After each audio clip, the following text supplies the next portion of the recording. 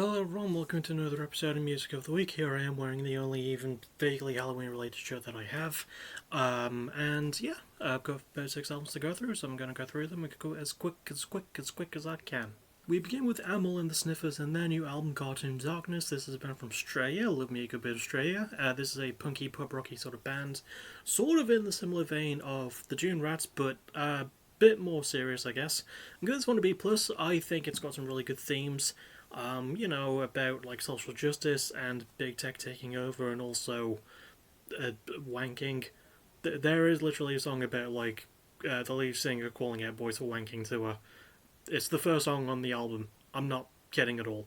I really like the performances though. The lead singer is really good. Amy Taylor is her name. Also, I am going to shout out the guitarist Declan Mertens. Really good stuff there. Production's nice, takes risks, and most of those risks pay off quite well. And even though, I will admit, I like the instrumentation, and this sort of fits with the Dune Rats comparison I was making. Even though it's pub rock, it's not the most fun bit of pub rock to listen to, and I think that might hurt the pacing. It isn't bad, but it feels like a lot of the songs are sort of in the wrong place, and the album doesn't really have a lot of flow to it. But I think my main thing about this album is I really wish that it went in more than it does. Like, there is definitely a spark here. Also, I'm sorry if you hear, any popping noises. There's fireworks going off outside. But there is a spark here. But the band almost seems scared to go in, and considering how furious they want to be, I don't know, I feel like they hold themselves back a little bit much. But, Australian music, always going to take it, especially if it's really good stuff. Solid bit of punky stuff with some good themes. Yeah, can recommend. Next up, we have probably the most anticipated release in this video. We have Better Lovers with their first album, Highly Irresponsible. This has been consisting of Greg Puciato from the Dillinger Escape Plan, Jordan Buckley, Steve McKeach, and Clayton Holyoke from Every Time I Die, and Will Putney from Fit for an Autopsy, who also produced it because Will Putney is based AF. And give this one an A-. This is some really good hardcore, punky, metalcore stuff. The best way I can describe it is it sounds like an Every Time I Die album, but without Keith Buckley singing. That's basically how it sounds. I think the only thing that could have made it more perfect as well would have been if they had Andy Williams. But I get why he can't do it. I think he's a butcher or something, I don't know. That's the joke I wrote in the review. Still really liked it. I thought the riffs were fucking great. I love that they still had that sort of southern vibe that you would expect from Every Time I Die. And it makes sense considering who's in it, and Jordan Buckley is still an absolutely ace guitarist. He's probably the standout performer for me, although Greg Puciato is still an amazing vocalist as well.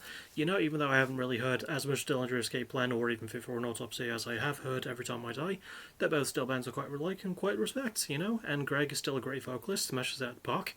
Not really many weak points. Structuring's pretty solid as well, all in all, and the pace, structuring and pacing are the same thing. But also the production's quite well. I mean, it's Will Putney, you're going to get good shit. But I guess if there's weakness, maybe the lyrics, some of the themes are a bit repetitive.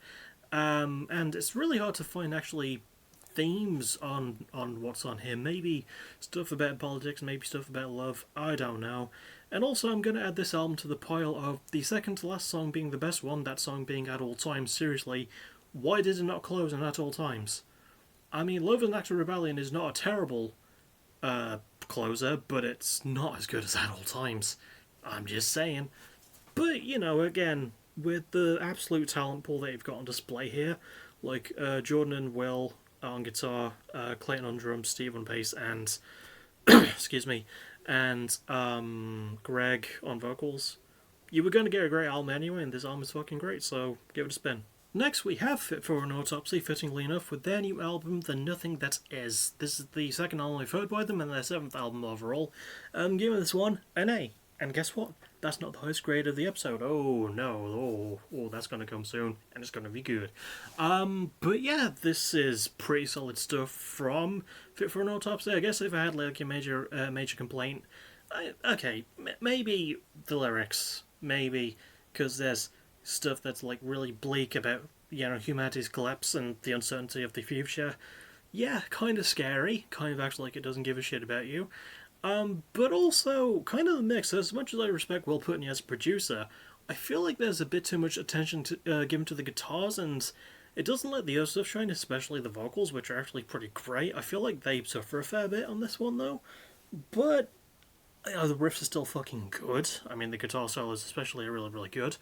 I like the drumming when you can actually hear it, vocals are still great.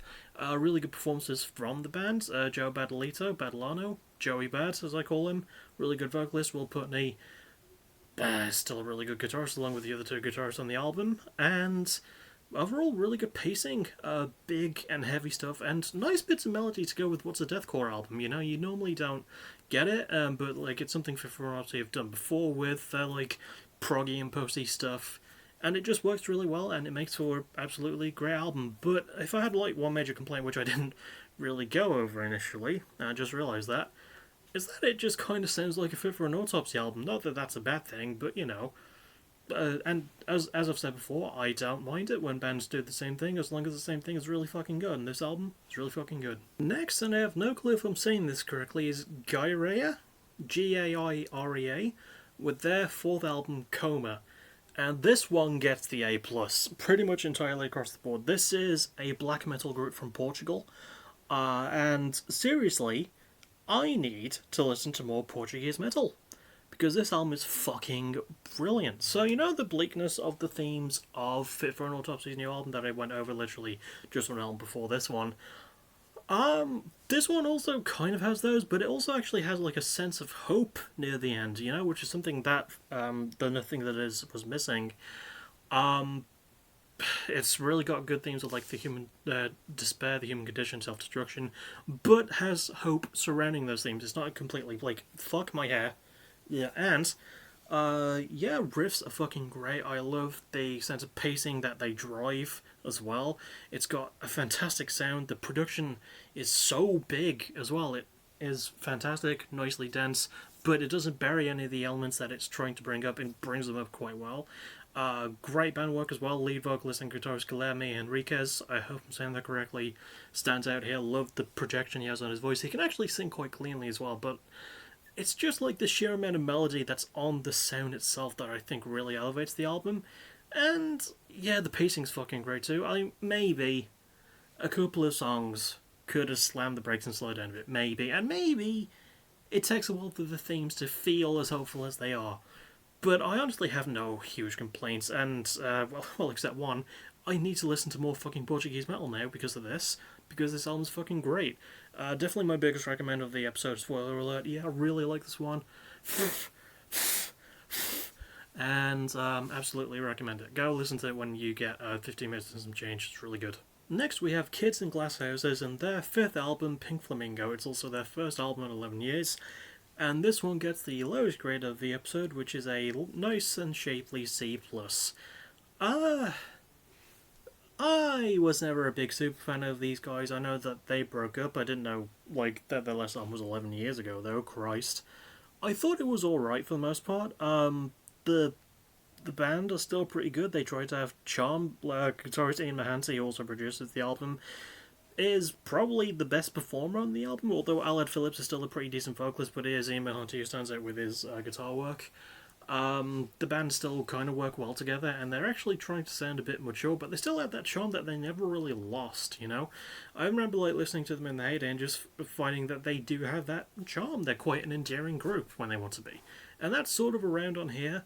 But also, the lyrics are a little bit, bland and not really original. I think there's just stuff about love, maybe. And the production, even though Ian does a decent enough job, there's not really a lot of spice or seasoning to it. It adds layers to the sound, but, not anything super innovative or fun feeling. And the pacing does take a hit as well, as the album drags its feet quite a bit, and it feels oddly sluggish for an album that's, not that long, under 38 minutes, so it's not an overly long album, it's about an average length, but oi. But I don't know, man, there was just, some element that was missing here, there was a sense of urgency that the band needed. I don't mind the overall, pop rocky sound that they leaned into, and they can do it well, as they started doing on their later albums, after being more of a pop punk act when they started. But I feel like they needed a bit more of a kick up the arse at times, but that's just me. Still a fairly decent album though, and if you miss Kids in Glass Houses, then this might fill the gap, I guess. And finally, we close with another debut and a bit of an anomaly as well. We have Proper Youth with their first full album, Rusty Grandam, named after an EP that they put out like a couple of months ago of the same name. This is a band from Ann Arbor, Michigan, sort of an indie rock, dream pop sort of group. I'm giving this one a B+. I really liked it. I think this is a talented group of people. Unfortunately, I can't tell you a fucking thing about them. I only had one chance to listen to this album on Spotify, and for some reason it's been pulled from there, and I can't find it anywhere else to listen to, because I really wanted to listen to it again yesterday before I reviewed it. But the powers that be just wouldn't fucking let me, but from what I remember about the album, I quite liked it, you know? Really good riffs. I like there's a lot of acoustic elements, and I think those work really well with the indie rock sort of vibe. And there's also nice shoegazy bits as well. The band are quite good, especially whoever the vocalist is. I think it's a female vocalist, she does a good job. And I like the themes. I think there's themes about, like, maybe sort of like family and youth and stuff. Again, couldn't tell you. And the producer, whoever did that, might have been the band. Really good mix, you know, especially on the bass. I just like a really good bass in this genre, you know. Maybe the complaints I have are that it sort of loses steam in the middle, but the main one is really just the fact that I couldn't find this album to listen to again. Because it's a really fucking good album, and I wish I got more time with it, you know? It's not like previous times where I just forget to keep listening to an album, and like it's still there, but I just don't bother listening to it again, or just like other shit gets in the way. No, this time I genuinely tried to find it, and I couldn't. So I guess that's karmatic retribution on my part. I don't fucking know. But still, this is a very talented band, and this is really cozy and fun album. I have no clue how long it is. I think it's over 40 minutes, maybe. But it's still definitely something worth your time if you're into the genre. Really good stuff. Super talented lot as well. Next is the official and unofficial ranking system, so at the bottom I would have to go with Kids in Glass Houses with Pink Flamingo, then maybe Amyl and the Sniffers with Caught in Darkness, then Proper Youth with Rusty Grandam, then Better Lovers with Highly Responsible, then Fit for an Autopsy with The Nothing That Is, then Gyria? I've tried looking up the translation, by the way. It doesn't really mean anything, and it's not a Portuguese word for something. With their album coming out firmly at the top, but as always, go listen to all of these yourself and formulate your own opinions, because that's what makes this shit interesting, bruh. As for my favourite album cover and favourite song, they both go to the same album, which is Coma by Gyria. I love the cover. I love that it's one of those things where the more you look at it, the more you notice. For example, when I first saw it, I just saw the eye, then I saw that the eyelash was like all these buildings, then I saw like it was sort of crying sand, and there's people falling, and there's pillars holding it up. It's so nicely detailed. And my favourite song goes to the one from the album as well, which is Wilted Flower. Just really love it, you know. Really fucking good song, great pacing, really good instrumentation.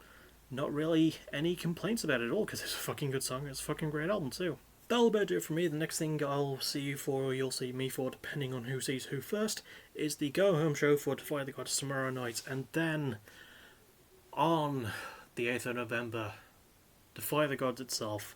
I'm so looking forward to that show. It's going to be fucking aces. But hopefully I'll see you all tomorrow for the Go Home show. And as always, thank you for watching. You're awesome. Bye bye.